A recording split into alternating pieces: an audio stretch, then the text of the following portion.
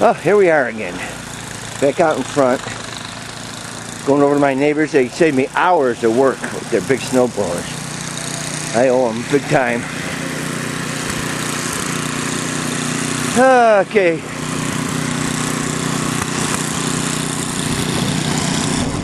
Here we go. My one neighbor's got the biggest snowball I ever saw. Whoa, boom! Thank God she doesn't have an arm. We see daylight. And here's my insane neighbor going through this snowdrift to get to his front door. He's we tried to recruit a Eskimo, but they were not available. There he goes. Yay!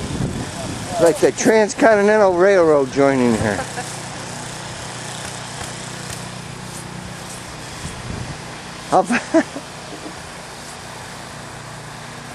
Yeah, we have a bit of snow, to say the least. Broke through to the other side. Broke through. Except crawling to the front door every day would be tough. Look at this snow. That's a natural. That wasn't piled up from the driveway. That was there. Yeah. Unbelievable. The eaves of the house. Unbelievable. Oh, that's it for now. Bye.